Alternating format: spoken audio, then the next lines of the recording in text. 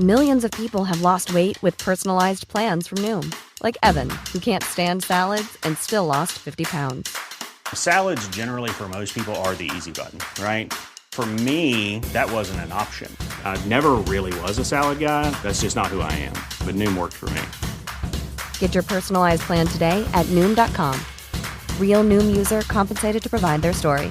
In 4 weeks, the typical Noom user can expect to lose 1 to 2 pounds per week. Individual results may vary.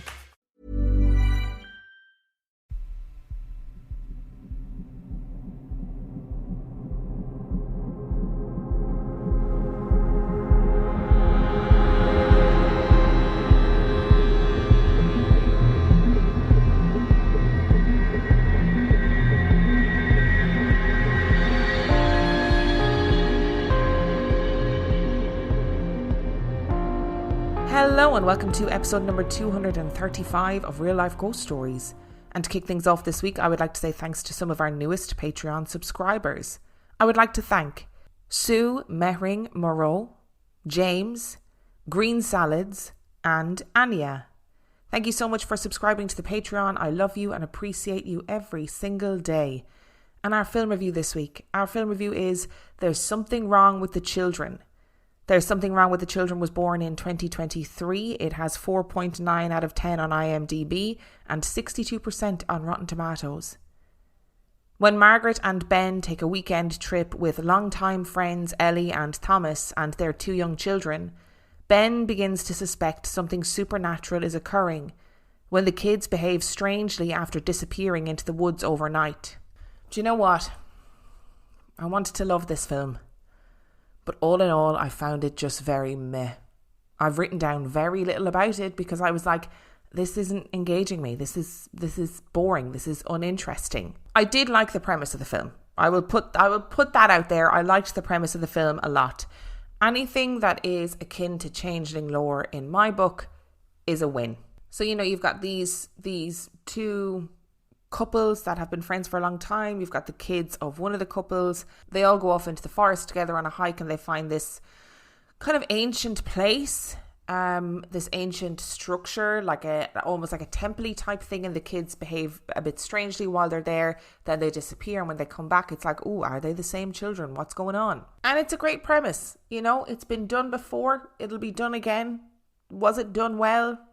I don't think so. I think the film tried to do the sense of confusion and ambiguity well. You don't quite know who to believe. You don't quite know who is lucid. You don't quite know who is in their best of mental health and who maybe might not be very well. And maybe the kids are changelings all along. They tried to do that well, but I don't think they succeeded. I also think they tried to show the nuance of long-term friendship well, that it's not always rosy, it's not always golden, that sometimes your friends will do things that you don't agree with, that sometimes you will annoy your friends and your friends will annoy you. I think they tried to show that pretty well too. And I think that was my problem with this film. It tried to do a lot of things, but it did not succeed in doing a lot of those things well. It tried to do everything and just didn't quite get it right. So as a really petty thing that I disliked about this film, I hated the opening credits with a passion. I hated them. It was just footage of the children playing with a green overlay. That was it. It looked like it was shot on an iPhone. It looked like something somebody would make for a secondary school film project. Like, there was no need for it. And it honestly, I genuinely thought, I'm going to turn this film off in those opening credits. Do I wish I had? Kind of, yeah. And look, this is a film that revolves around children and children being scary. And guess what? They just weren't scary. Their acting was fine. They were not bad child actors, because you know how frustrating that is in a film when you've got a bad child actor. But they just weren't written well, and they ended up being, I felt, just really annoying rather than creepy. They were just really rude and annoying, and I was like, ew, you guys are annoying, and I don't even care if you're changelings. Like, have some respect. And there were a few moments where they tried really hard to make the kids creepy, like when they come back from the woods and they seem to have a new language. There was a bit where the character who thinks that they've changed goes to take something from the little boy and he hisses at him. And there's another bit where the little girl and the little boy start speaking in their own language. It's sort of like insect clicking and hissing is what they speak in. And I guess it was designed to make them spooky and creepy. And guess what? It did not work. And I do think we need some sort of petition to stop people using nosebleeds as an indicator that something is wrong. Because most of the time it adds nothing to the story or the plot. Why are you having a nosebleed? Why is that an indication that you're suddenly an insect changeling or that you're possessed? Why is a nosebleed the thing? And especially in this instance, it did nothing. It meant nothing. It added nothing.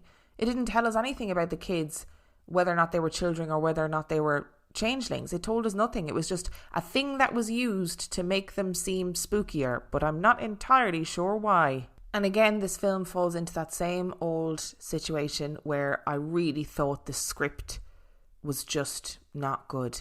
And I really do think that contributed to the kids being annoying rather than actually scary or creepy. Like, there were moments of conversations in this story that I was like, I don't know why this was included in the film, and bits that were just clumsily written. And while I think that it is important to get to know the characters that you're looking at on screen, and it's important to understand, their motivations, all of that kind of thing, I feel like we learned things about these characters that just wasn't necessary, above developing things that were necessary to learn about. So to give you an example, one of the couples is having, it seems like they're having marital problems. And you find out the two women over a glass of wine, or a bottle of wine rather, are discussing what these problems are. And it turns out the couple have had some sort of sexual encounter with another couple and it didn't go very well, right? That's fine. That's where the problems have arisen. But we sort of got a weird amount of detail about the sexual encounter, like a weird amount of detail. But then one of the other characters, the character who believes the children have turned into changelings, we find out that he is on lithium and he has had some sort of manic episode, but we don't actually learn enough about that for it to be fruitful as a plot point and for it to be fruitful as a possibility. I didn't believe that there was a possibility he was imagining all of this, or that this was the result of some sort of mental health episode. I just felt like they focused on the wrong things in the script and I couldn't quite get my head around it. And I think fundamentally it tried to be too many things at once. And through a bad script, none of those things came to fruition. So you have the changeling element. You have this suggestion that the kids are some sort of insect changelings, but it doesn't, none of that is explored and it doesn't actually add anything to the story. And then you have, Ben, the character's mental health issues, again, not explored properly. There is this divide between the two couples about being child-free by choice and having children, which again isn't explored properly. And those are all big, chunky, meaty things to explore. But yet, we didn't quite get there with any of them. Oh, and there was also this weird suggestion of alcoholism, that at least one of the characters had issues with alcohol. But again, went nowhere. And I think that kind of sums up the film. It's a film that goes nowhere. Just wasn't worth my time. I'm going to give it 2 stars. So there's something wrong with the children gets 2 stars because I like changeling lore. So I'm giving it 2 stars just for that reason. Ryan Reynolds here from Mint Mobile. With the price of just about everything going up during inflation, we thought we'd bring our prices down. So to help us, we brought in a reverse auctioneer, which is apparently a thing. Mint Mobile Unlimited Premium Wireless. How to get 30, 30, bit to get 30, bit to get 20, 20, 20, bit to get 20, 20, bit to get 15, 15, 15, 15, just $15 a month? Sold! Give it a try at mintmobile.com/switch. $45 up front for 3 months plus taxes and fees. Promo rate for new customers for limited time. Unlimited more than 40 gigabytes per month. Slows full terms at mintmobile.com. Millions of people have lost weight with personalized plans from Noom. Like Evan, who can't stand salads and still lost 50 pounds. Salads generally for most people are the easy button, right? For me, that wasn't an option. I never really was a salad guy. That's just not who I am. But Noom worked for me. Get your personalized plan today at Noom.com. Real Noom user compensated to provide their story. In 4 weeks, the typical Noom user can expect to lose 1 to 2 pounds per week. Individual results may vary. Which brings us to our story this week. Now, our story is kind of a story in two halves. The first part of this story I stumbled across randomly when trying to remember the name of the person that I wanted to write about today. And I stumbled across the first part of the story and I just loved it. I thought it was great and I thought it was really interesting and fun. So I decided to include it. And it's all got a kind of a theme of fairy lore, fairy stuff. So I guess in a way it all seems together. And I guess these particular stories are more so mystery stories rather than paranormal.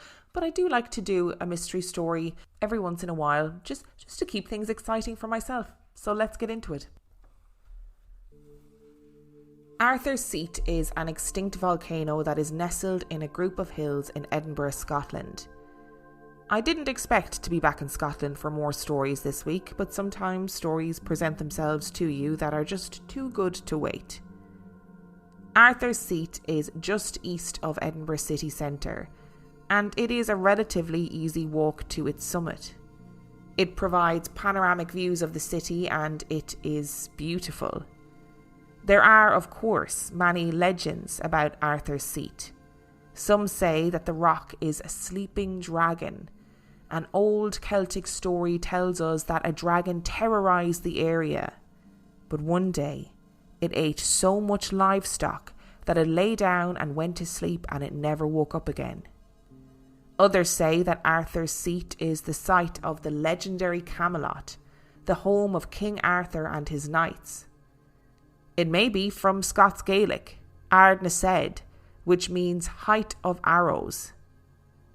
Arthur's Seat is also a place where once upon a time you could hide from debtors. Holyrood Abbey stands at the foot of Arthur's Seat, and they decreed that the land around the abbey was a sanctuary for people who could not pay their debts. These people could live in peace, in modest housing, and were free to leave on a Sunday. Another legend associated with Arthur's Seat is that on May Day, young women climb the hillside and wash their faces in dew to preserve their youth and beauty. And then there are the fairy coffins. It was early in July 1836 and it was warm and balmy. A group of boys were on the south side of Arthur's Seat hunting for rabbits. As they ambled around the hillside, one boy noticed that there was a small gap in some rocks that had been filled in with pieces of slate. According to the newspaper The Scotsman, the mouth of this little cave was closed by 3 thin pieces of slate stone, rudely cut at the upper ends into a conical form and so placed as to protect the interior from the effects of the weather. It was clear that someone had put them there to protect something, and naturally the boys were curious. They removed the pieces of slate from the opening, and inside the cave were 17 little coffins. The coffins were formed into 2 tiers of 8, and one tier had just one coffin, as though the tier had just been started, as though whatever this process of the coffins was, it was ritualistic, it was a continued act. The Scotsman described the coffins and their inhabitants as follows. Each coffin contained a miniature figure of the human form cut out in wood, the faces in particular being pretty well executed. They were dressed from head to foot in cotton clothes, and decently laid out with a mimic representation of all the funeral trappings which usually form the last habiliments of the dead. The coffins are about 3 or 4 inches in length, regularly shaped, and cut out from a single piece of wood, with the exception of the lids, which are nailed down with wire sprigs or common brass pins. The lid and sides of each are profusely studded with ornaments, formed with small pieces of tin, and inserted in the wood with great care and regularity. The boys managed to destroy some of the coffins in the process of finding them.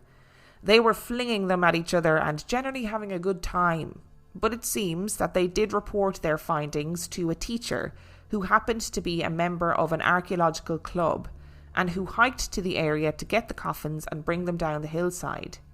By all accounts, it seems that these coffins had all been buried at different times.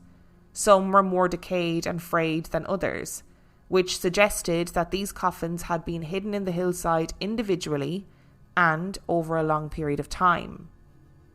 There were unending questions about the artefacts. Were they the result of some sort of spellcraft? Maybe they were burial representatives of sailors who had been lost at sea.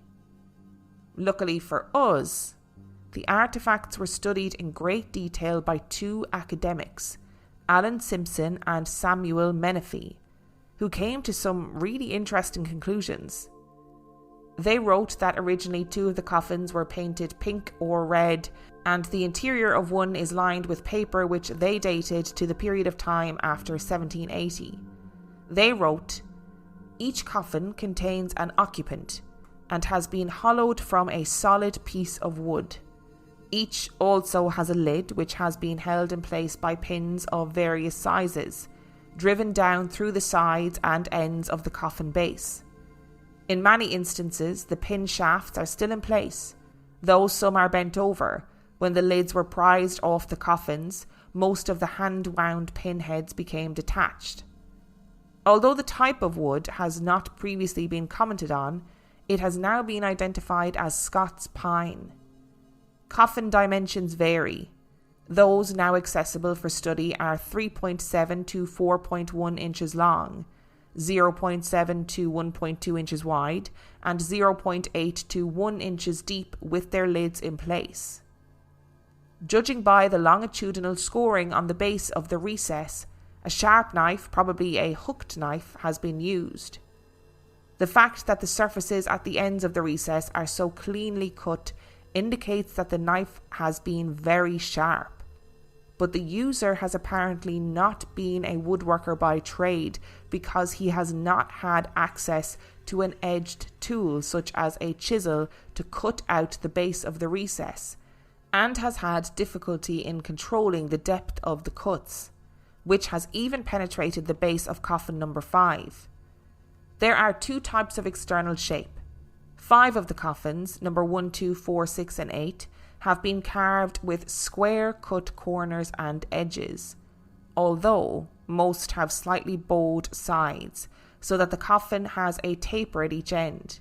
However, the remaining 3, number 3, 5 and 7, have a pronounced rounding of the edges and ends of the coffin. This suggests a different manual approach, and may indicate that the coffins have been carved by two different individuals.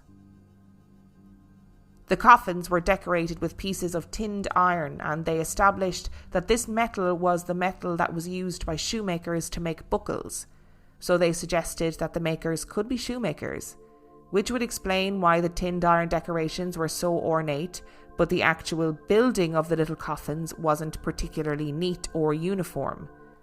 The little wooden figurines were all pretty much of equal height, but most had had their arms removed to fit the coffins, and Simpson and Menefee concluded that they were likely a group of toy soldiers. Little outfits were made for each wooden doll, and the outfits better resembled day-to-day wear rather than grave wear. The experts believed that the coffins were likely buried all together, and sometime in the 1830s, based on a particular thread that was used to make the outfits. But here's the thing. There were 17 coffins, so why were 17 coffins all hidden together in Arthur's Seat? Simpson and Menefee suggested a really interesting reason as to why, and it was definitely one that I did not expect. They suggested that it was indeed some sort of pseudo-burial in lieu of there being actual bodies to bury. So perhaps it was a disaster at sea where 17 sailors lost their lives and there were no bodies. Of course, this is a possibility. But they suggested something else. They suggested that the coffins were representative of the bodies of the victims of the Westport murders that had occurred between 1827 and 1828. The Westport murders were the infamous murders committed by body snatchers turned murderers Burke and Hare, These murderers were notorious at the time and indeed still are. 2 Irish men supplying corpses to Edinburgh's medical school for dissection who eventually turned to murder to meet demand. Technically, they murdered 16 people and 1 person died of natural causes. But crucially, all 17 of these people were dissected and never received a proper burial. Simpson and Menefee wrote, "Considering beliefs such as the alleged mimic burial given to Scottish sailors lost at sea, it would not be unreasonable for some person or persons, in the absence of the 17 dissected bodies, to wish to propitiate these dead, the majority of whom were murdered in atrocious circumstances, by a form of burial to set their spirits at rest. While it is always possible that other disasters could have resulted in an identical casualty list, the Westport murders would appear to be a logical motivating force." Perhaps we will never know the true purpose of the fairy coffins of Arthur's Seat. Perhaps they are mimic burials for sailors lost at sea, or perhaps they are mimic burials for the victims of Burke and Hare who never had the dignity of a decent burial. And for the second part of our episode today, we're jumping forward 100 years, where a mysterious death steeped in magic and occultism and fairy lore still raises questions to this day. For the next part of our story, we are travelling 159 miles west of Edinburgh to the Scottish island of Iona. Today, Iona has a population of about 170 full-time residents. The island is tiny and is only 1.5 miles wide and 3 miles long. And on that fateful day in November 1929, when the body was found, the police knew that she was not one of them. Iona is small and everyone knew everyone. This woman was exotic, she was different and she didn't belong there. She was the strange woman that had been lodging with Mrs. McCrae. She had come up from London and there were whispers about her on the island, but she had generally kept herself to herself. They knew she wasn't one of them because of where her body was found. There was no way that any local would have ventured into the area around Loch Stonagh at night. The islanders knew how dangerous this was, because this was the realm of the fairies. With no immediate cause of death apparent and the body being found next to a well-known fairy mound, there was a slight sense of fear among the locals. Something otherworldly had happened, and they weren't sure that they really wanted to know what it was.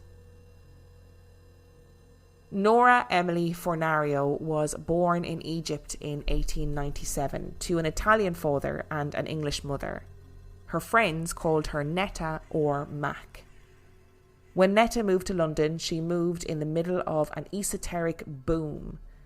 Occult orders had appeared all over the city and people were fascinated by the world of magic and mysticism. William Butler Yeats, Arthur Conan Doyle and the infamous Beast 666, Aleister Crowley, were all members of a secret order, the Hermetic Order of the Golden Dawn. The Golden Dawn described themselves as a school of mysteries, and in its inception was dedicated to the study of metaphysics and hermeticism, examining the basic structures of reality as we know it. Netta was deeply interested in the occult and had joined an offshoot of the Golden Dawn that was called Alpha 8 Omega. The works and beliefs of groups like Alpha 8 Omega could be an entire episode in itself. But to keep it succinct, they were interested in learning ancient magical rites. They focused on meditation and the art of meditative trances. They attempted to summon spirits and demons, and they partook in very involved, detailed and intricate ceremonies that lasted for days. Netta was not only interested in the occult, but she had a deep fascination with fairy lore, and the island of Iona was the perfect place to explore the world of the fairies. In 1889, John McCormack wrote a piece for the Oban Times where he described the inhabitants of Iona as being deeply superstitious people who held a strong belief in fairy lore. Perhaps if Netta had been fully aware or fully appreciated the power of the fairies on Iona, she would not have gone in search of them. They were dark creatures, powerful creatures that were to be feared and avoided. They were responsible for all manner of ill fortune. They abducted mothers and babies. They were responsible for babies who died or failed to thrive. They appeared as succubi and seduced men. With a single shot of their magical barb, of which there was no entry wound, they could make cattle and other livestock gravely ill, or simply make it so they were incapable of producing milk. The large mound found exactly in the centre of Iona is known as the Sheehan Moor, which translates to the large fairy hill, and this has been the site of many unfortunate incidents with the Sidhe. One story tells of two men who were fishing and who found a fairy mound. They entered into the underground world of the fairies and joined them in their dancing and songs. But they soon realised they were trapped, unable to leave. They were stuck dancing feverishly. One man realised that he could use an iron fish hook to free himself, the fairies being averse to iron, but the other man was stuck there, dancing unwillingly for an entire year, until he was eventually rescued by his friend. There is a story of a man who fell in love with a fairy woman. He had a rod of iron which he wore inside his clothes to keep himself safe, but had forgotten to bring it with him one day when he was hunting rabbits. He was a young, fit and healthy man and was found dead with no apparent cause. It was believed that the fairies had killed him. When Netta arrived in Iona, it was clear that she had intended to stay for some time. She brought a great number of trunks and boxes and even some furniture. She had told her maid back in London that she was leaving for Iona in order to perform a magical healing ritual, and she told her that she intended to stay in Iona indefinitely. When she arrived on the island, Netta stood out. She had wild dark hair, olive-toned skin. She wore clothes that were inspired by the arts and crafts movement, patterns and layers, and extensive silver jewellery. While Netta was certainly odd by Iona Island standards, it does seem that she was perfectly pleasant to the islanders and to her hosts. When she arrived on the island, she seemed to be in relatively poor health. She would only be able to walk a few hundred metres onto the beach at a time and could spend a few days resting in her bedroom at a time. She explained to her host that she spent a lot of her time meditating and that she could sometimes enter into deep trances for long periods of time. She even told Mrs. McCrae that at one point she disappeared into a trance for a week, and that if this was to happen, there should be no medical intervention. Under no circumstances was Mrs. McCrae to call a doctor. Her time on the island passed without incident. She was curious about the fairy mounds on the island and the pre-Christian structures. She would walk on the beach and write poems and letters, but one Sunday, everything changed. Netta was panicked, and she told Mrs. McCrae that she was being psychically attacked from a distance. Now, this might sound absurd to some, but this was not something that was considered unusual in occult circles. Psychic attacks were seen as a very real possibility if carried out in the right way. Something was happening to Netta. She told Mrs. McCrae that she needed to leave now. She needed to pack up her things and get back to London, but there was a problem. There was no way that she would be able to get any transport to the mainland on a Sunday, so she had no option but to wait it out on the island. According to an account of the events told to a man named Alistair McGregor in 1955, the hours went by, and towards evening she quietly opened the door to tell Mrs. McCrae that her hurried departure no longer seemed necessary. The household noticed that her face, now weirdly pallid, bore an expression of resignation rather than of distress. as though she had just emerged from some stupendous ordeal. She had become quite old in a few hours. The McRaes helped her to unpack and settle in once more. Early that night, after chatting pleasantly and rationally with them, she retired to bed. During this exchange, Mrs. McRae noticed something unsettling. Netta's beautiful silver jewellery had turned black. The next morning, when Mrs. McRae knocked on Netta's door, she was gone. Initially, Mrs. McRae assumed that Netta had simply gone for an early morning walk, but when she did not return, she began to grow concerned. Soon the islanders were out searching for her. They searched all over the tiny island. They searched the rocks and cliffs. They searched the moorlands and the bays and the inlets, and she was nowhere to be found. 2 days later, she was found dead. She lay in a hollow near Loch Stonig. There were some very unusual things around her death. The Occult Review wrote extensively about it. Miss Fornario was found lying nude on the bleak hillside in the lonely island of Iona.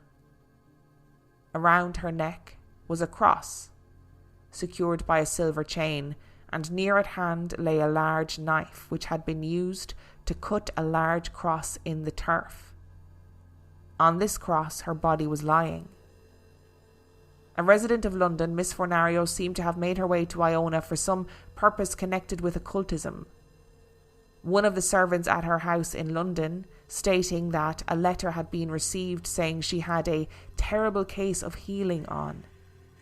One newspaper report alludes to mysterious stories on the island about blue lights having been seen in the vicinity of where her body was found, and there is also a story of a cloaked man. Locals claimed they had seen blue lights in the sky, and one local claimed to have seen a cloaked man. Her body took 2 days to find on a tiny island. She had a knife on her person. She wore a silver cross which had turned black. She had scratches on her feet. McGregor wrote, "How, otherwise, could a woman unable in the ordinary way to proceed on foot more than a few hundred yards at a time have travelled so far over territory so precipitous, so broken, so perilous? It looked as though she had been making for the site of the ancient village we mentioned, a pre-Christian site. Whereas her heels and much of the soles of her feet were in no way injured, her toes were torn and bleeding. She must have reached that hollow of death by hurrying through the heather and over the rocks on the tip of her toes." It seems to me here that McGregor was writing without saying what he really meant. There seems to be a suggestion that she was floating or levitating, but of course it's easy to get wrapped up in the more outlandish analyses of the case. No one wanted to take Netta's body from Iona and bring it back to London, so the locals clubbed together and had her buried on the island.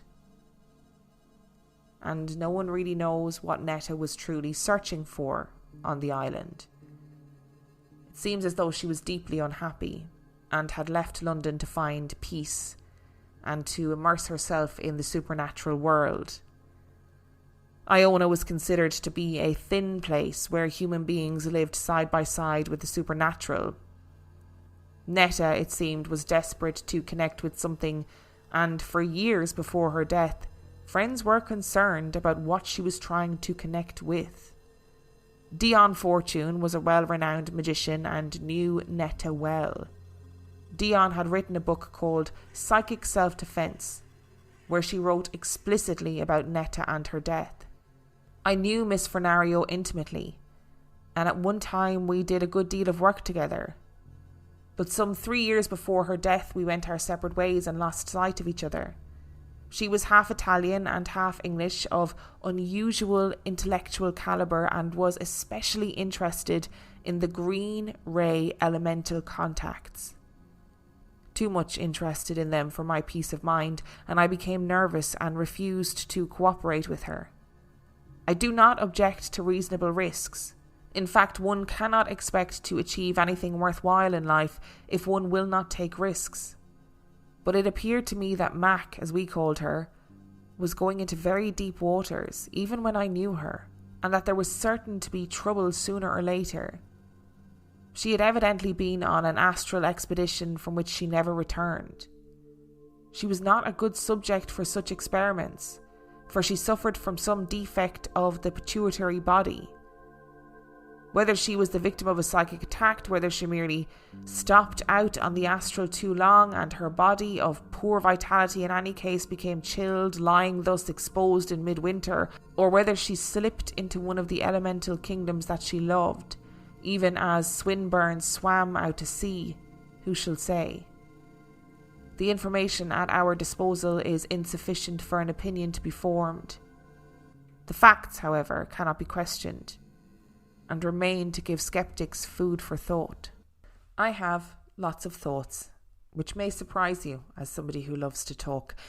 The Arthur Seat story I included simply because I adored it. I thought it was just a great little story. I love the idea that there are only 8 left purely because these boys were just flinging them around the mountain.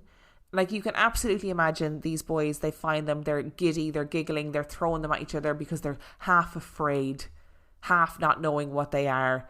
It's such ridiculous teenage behavior, and I just think it's really sweet. And I was really surprised to see that these experts at the time said, I think these are potentially mimic burials for the victims of Burke and Hare. And I was like, oh my God, I can't believe you put that in an official report. But there are obviously arguments against that. There's lots of people who say that's not particularly compelling because 12 of the Burke and Hare victims were female and all of the little dollies were dressed in male attire. But I do think it's an interesting suggestion nonetheless. And interestingly, I've just posted about this on TikTok and realised when I was editing the video, I was like, oh my God, there were 17 coffins, 2 tiers of 8 and 1 coffin on its own. Is that 2 tiers of 8 murdered victims and the one that died of natural causes out on its own? Potentially. Also, didn't realise, but somebody commented that at one point Burke was employed as a shoemaker. So, I don't know. I'm totally up in the air about that one. I do think it's a mimic burial for something, for some people, whether it's sailors lost at sea or whether it is the victims of Burke and Hare. That's what I think it is. But I just think it's such an interesting little story. And you can still see the coffins. There's 8 of them in the National Museum of Scotland. And I'm hoping to go to Edinburgh in July. So hopefully I'll be able to go and see them, because what a cute little story. I mean, not the bits about the murder. That's less cute. And listen, let's get on to the story of Netta Fornario. I know that people who are familiar with this story are going to be screaming at me right now, screaming at the podcast. So let's dive into some of the stuff about this story that's interesting. So just to be clear, some of the sources for the Netta story say that she rented a property, or she lodged with a woman called Mrs. McCrae, but others say she stayed with a family called the Cameron family, and I'm inclined to believe that it is actually the Cameron family. However, I had started writing Mrs. McCrae, so I just stuck with Mrs. McCrae the whole way through. That information came from the story that was written down by Alistair McGregor. So he wrote down the story in 1955, and it was told to him by 2 islanders called Lucy Bruce and Iona Camel. So that's why that story is, or that depiction of the story is seen as kind of probably being more factual. And the Alistair McGregor seems to, for the most part, stay away from any of the ideas around the supernatural stuff, or that her death was somehow supernatural. I will also say that I found myself being really frustrated with some of the descriptions of Netta. Not the physical descriptions, but the descriptions of kind of who she was as a person. I read in one source that she was described as being borderline, and I use that, in quotation marks. They said something along the lines of Netta was probably more than a little bit borderline, and it really wound me up. It felt like it was used in a really insulting way, that she was obviously very interested in the occult and in the supernatural, and it clearly was a huge part of her life, and therefore we're describing her as being a little bit borderline. And I did think it was interesting that she is referred to as being a little bit borderline, or more than a little bit borderline, whereas other members of the Golden Dawn, like Aleister Crowley, like W.B. Yeats, like Sir Arthur Conan Doyle, they're generally not referred to in the same way. They're not referred to as being a little bit borderline when they equally were obsessed with casting spells and fairies and ghosts and the supernatural. So I just found that a little bit unfair. And I also saw it written about her that she was probably a real big drama queen and did stuff like this all the time, referring to the part where she was like, I need to leave right now. Somebody's psychically attacking me and I need to get back to London. So I just wanted to get that out there. I don't like the way that she is described in some of the sources that I found. I think it's unfair. I think it is not equal, the way that we describe men who have these same interests and women who have these kind of interests. However, do I think that Netta Fornario was 100% healthy and well? No, I do not. There are so many different versions of this story with so many little details that are different. So some of the stories have more lurid details, like she was naked except for a big black cape that she was wearing, and others seem to be more factual, but the reality is that we don't know what the true story is or was. I also think it's very easy to, depict the people of Iona as being like, these people were stupid and backward and they believed in fairies and they thought all of their bad luck was attributed to fairies, blah, blah, blah. I hate that narrative. Fairy lore exists all over the world. It still exists to this day. It encouraged people to respect the land they were living on, but also gave them a reason for bad things that were happening, and we still do that to this day. We still talk about bad luck, we talk about God's will, we still have these conversations to this day in different ways. Sorry, I'm very ranty today. Just very ranty, I'm sorry. Okay, I'll try and get back to the actual story at hand. So there were reports that letters of a strange nature were found among her things by police, but I can't find anything that outlines what these letters actually were. And also, she was into spooky shit. She was probably corresponding with members of Alpha et Omega and the Golden Dawn. She was probably writing about all sorts that people were like, Jesus, this is weird. What is she writing about this for? So I don't really think that adds any more of an air of mystery to this story. There are also later references to her story in books, and a lot of these references talk about the fact that she had a knife with her when she passed away. And apparently a knife is used in a ritual to keep fairy mounds open. And I might surprise people with my hardline take on what happened in this story. Usually I tend to be a bit more neutral and I'm like, it could have been this, but it could have been this. But in this story, I have a pretty hardline take. So the key to this story is her silver jewellery that would blacken. And there is often a reference to the jewellery that she was wearing, like blackening overnight. But in another version of this story, I read that she said that it always happened to her silver jewellery, that her silver jewellery always turned black, that it wasn't an unusual thing for her. There are people who claim that this means that it was some sort of psychic attack, when in reality it is likely that she was suffering from something called acidosis, which is an increase of acid in the body and an increase of acid in her sweat, which may account for the blackening of her silver jewellery. And acidosis, if it is left untreated, can cause serious liver and kidney failure. Eventually, people with acidosis can slip into a coma and eventually they can pass away. I think that two things are true in this story. I think she firmly believed that she was searching for fairies. I think she firmly believed in all of her occult things. I think she probably absolutely believed she was being psychically attacked, because that was a common occurrence in the circles that she moved in. But I also believe that she was ill, and acidosis can cause hallucinations, serious confusion. It can cause lots of things. And I think that she probably did go out in order to conduct some sort of ritual to do with a fairy mound. Whether she did that in a sleepwalking state or whether she did that in a lucid state, I don't know. Hence having the knife, hence the cross carved into the turf. That could be something to do with the ritual. And I think that she potentially slipped into some sort of coma, passed away due to the elements, or just simply passed away, and that was inevitable, elements or no elements. But I think for her, it must have been really frightening. If you don't know what's happening in your brain, and your brain is, you're feeling confused, you're feeling agitated, you're feeling unwell, you're feeling dizzy, you're feeling sick, all of those things, and people around you are constantly talking about psychic attacks and trying to teach you how to protect yourself from psychic attacks, of course you are going to believe that is what is happening to you.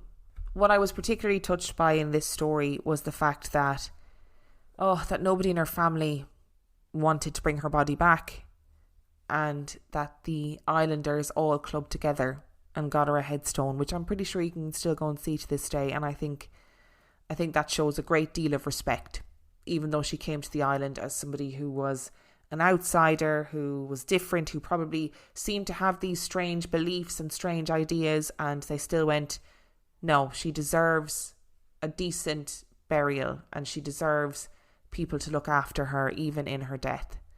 God, it's all been very ranty today and very sentimental. I don't know what's happening to me. Thank you so much for listening to today's episode. Remember, if you've got a spooky story, you can send it to reallifeghoststoriespodcast@gmail.com. You can also check out the website, reallifeghoststoriespodcast.com. And if you are desperate for some extra content, you can subscribe to the Patreon. That is patreon.com/reallifeghoststories, where for $5 a month or $2 a month, you get access to heaps of extra content, as well as every single main and mini episode completely ad-free. And on that note, I shall see you next time. Rory and Kit here from the award-winning podcast This Paranormal Life. Every week we investigate a paranormal story and decide if it's real or a hoax. Like the time a guy claimed he punched Bigfoot. Or when a UFO showed up at a football game in front of thousands of people. Each episode has sound effects, music, and storytelling that feels so real, you'll never sleep again. You will. Stop it. You're going to scare away new listeners. Check out This Paranormal Life every Tuesday, wherever you listen to your podcasts.